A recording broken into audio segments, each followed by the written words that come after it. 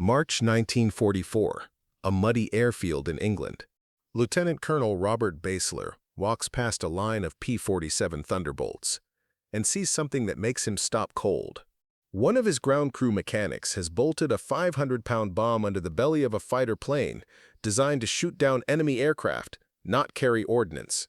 The mechanic, a 23-year-old staff sergeant named Charles Johnson, stands next to his handiwork with a wrench in his hand and what Basler later describes as the most defiant grin I'd ever seen on an enlisted man. Johnson's modification violates every engineering principle. Republic Aviation taught their pilots. The P-47 Thunderbolt is an air superiority fighter, 850 caliber machine guns, 2,000 horsepower, built to dominate German fighters at 30,000 feet. It's not a bomber. The center of gravity calculations don't account for external ordnance. The wing loading specs assume clean aerodynamics, and Republic's chief engineer has explicitly stated that hanging bombs under a P-47 would make it too tail-heavy to recover from a dive. But Johnson doesn't care what Republic Aviation says, because he's watched Allied bombers get shredded by German flak for 3 months. And he knows something the engineers in Long Island don't. Sometimes you need a fighter that can fight its way to the target, drop bombs with precision, then fight its way home. Basler looks at the modified P-47, looks at Johnson, and asks the question that will change the air war in Europe. Does it fly? Johnson shrugs.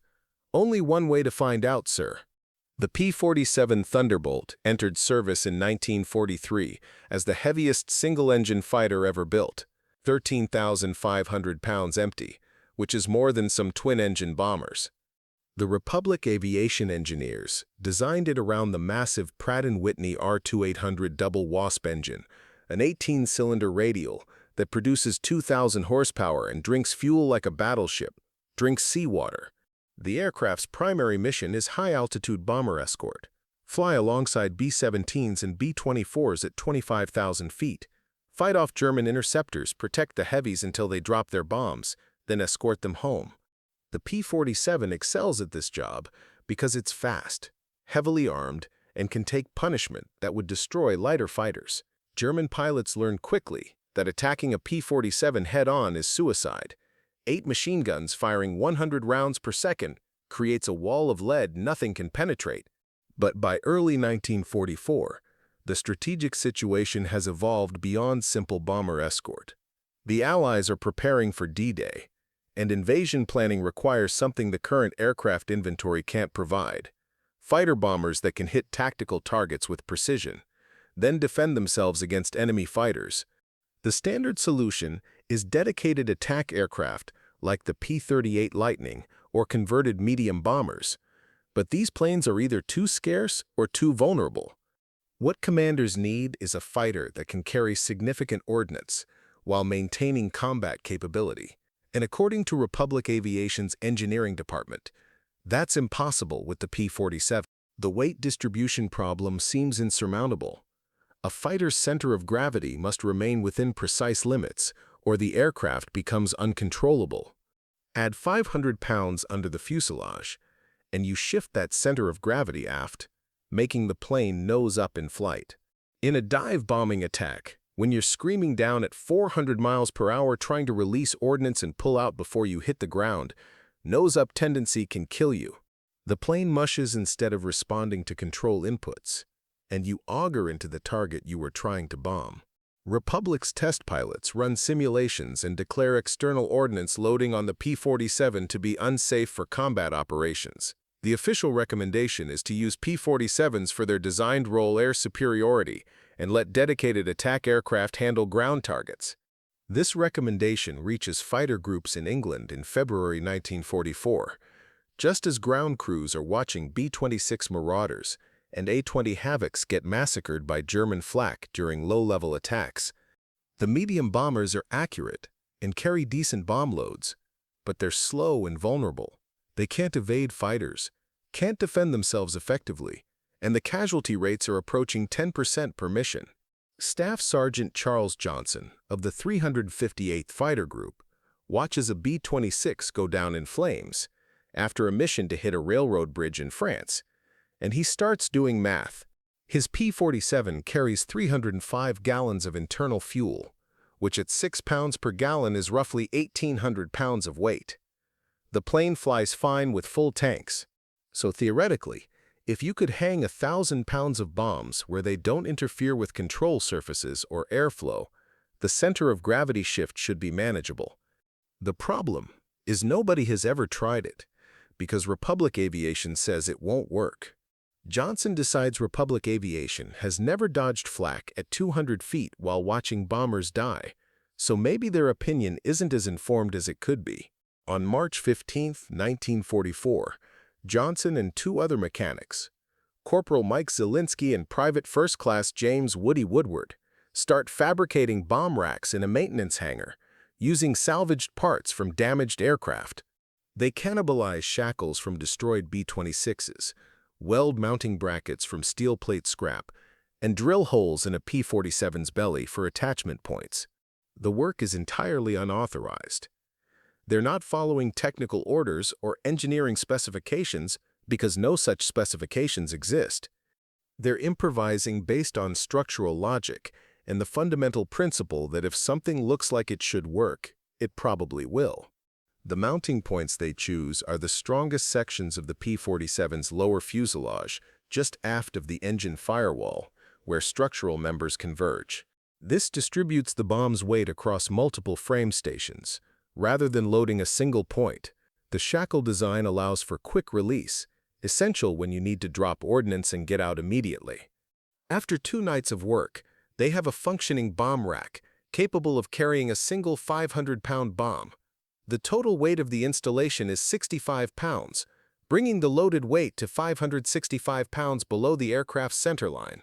Johnson fills out a maintenance form, certifying the aircraft as airworthy with modifications, and leaves it on his squadron commander's desk with a note, "She's ready when you are, sir." Lieutenant Colonel Basler finds the note at 0600 hours and goes looking for Johnson. His first instinct is to ground the aircraft immediately and court-martial whoever authorized unauthorized modifications. But then he walks out to the flight line and examines the installation. The welds are clean, the mounting brackets are properly reinforced, and the bomb shackle mechanism operates smoothly. More importantly, Basler has flown 47 combat missions and knows exactly how desperately they need a solution to the tactical bombing problem. If this modification works, it changes everything. He makes a decision that's either brilliant or career-ending. "We test it today. Johnson, you're coming along as flight engineer. If this thing works, I want you to be able to replicate it. If it kills us, I want you to die with me." Johnson grins. "Fair deal, sir." At 1400 hours, Basler takes off in the modified P-47 with the 500-pound bomb hanging under the belly. Johnson sits in the cockpit of a chase plane, watching intently as Basler runs through a series of test maneuvers. Level flight, turns, climbs, dives, every profile that might reveal handling problems. The aircraft flies normally. No excessive nose-up tendency, no control difficulties, no unexpected behavior. The bomb creates some drag, reducing top speed by maybe 15 miles per hour, but combat maneuvering feels unchanged. Then Basler sets up for a dive bombing run on a practice target. A white circle painted on a field 3 miles from the airbase. He rolls inverted, pulls the nose down into a 60-degree dive, accelerates to 350 miles per hour, releases the bomb at 3,000 feet, and pulls hard on the stick to recover. The P-47 responds instantly. No mushiness, no sluggishness, just clean aerodynamic control. Basler levels off at 1,500 feet and keys his radio. "Johnson, your crazy modification just worked. Start building more." By the end of March 1944, the 358th Fighter Group has modified 24 P-47s with belly bomb racks. Other squadrons hear about the modification and request technical specifications. Johnson's hand-drawn schematics start circulating through 8th Air Force maintenance units, copied and passed from crew chief to crew chief like contraband. Republic Aviation gets wind of the field modifications and sends an engineering team to England to inspect the installations. Their official report states that the modifications exceed safe loading parameters and recommends immediate grounding of all modified aircraft pending proper analysis. The report reaches 8th Air Force Headquarters. The same day, modified P-47s destroy a German ammunition dump with precision that no medium bomber could match. General William Kepner reads the Republic Aviation report, reads the Mission After Action report, describing how P-47s hit the target, then shot down 3 German fighters on the way home, and makes a command decision. He sends Republic Aviation a telegram. Your concerns are noted. Modifications will continue. Suggest you determine how we did it, rather than explaining why we can't.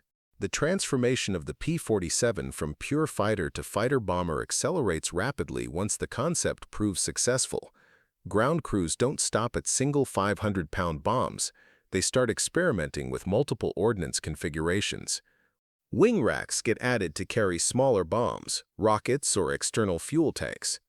The P-47's wings are incredibly strong, designed to handle high-G maneuvers, so they can support significant weight without structural failure. Crews discover they can hang a 500-pound bomb under the fuselage plus 2 250-pound bombs under the wings, creating a total ordnance load of 1,000 pounds. Then someone realizes you can replace the wing-mounted 250-pound bombs with 500-pounders if you reinforce the mounting brackets. Total bomb load, 1,500 pounds, more than a B-25 Mitchell carries on some missions. The modifications continue. By summer 1944, some P-47s are carrying 2,500 pounds of ordnance, 3 500-pound bombs plus 10 5-inch rockets under the wings. These heavily loaded Thunderbolts can't dogfight at 30,000 feet, but they can hit a German tank column, destroy it completely, then climb back to altitude and engage enemy fighters if necessary. Republic Aviation engineers eventually get over their initial objections and begin incorporating field modifications into factory production. By late 1944, P-47s are rolling off assembly lines with factory-installed bomb racks rated for 2,500-pound loads. The aircraft Republic said couldn't carry bombs is now being built as a fighter bomber from day one. The tactical impact proves devastating to German ground forces. Unlike medium bombers that attack from medium altitude and often miss mobile targets, P-47s dive bomb from steep angles with incredible accuracy. A skilled pilot can put a 500-pound bomb within 50 feet of a target from a 60-degree dive, precision that makes the P-47 deadly to bridges, trains, vehicles, and fortified positions. The psychological impact on German troops is equally significant. The sound of a P-47's 2,000-horsepower engine in a dive becomes as feared as the Stuka siren was earlier in the war. German soldiers learn that when you hear that particular roar, you have maybe 5 seconds to find cover before high explosive arrives at your position. After D-Day, P-47 fighter-bomber groups become the main tactical air support for advancing Allied armies.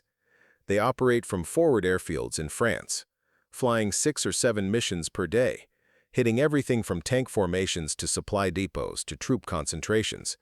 The German Army's ability to maneuver in daylight collapses under constant air attack by aircraft that can bomb with precision, then defend themselves against the Luftwaffe. The sortie numbers tell the story. Between D-Day and the end of the war in Europe, P-47 Thunderbolts fly over 546,000 combat sorties and drop 132,000 tons of bombs. To put that in perspective, 132,000 tons is more ordnance than B-17 Flying Fortresses dropped during the first year of the strategic bombing campaign. A fighter plane that couldn't carry bombs delivers more bombs than the aircraft specifically designed for that mission.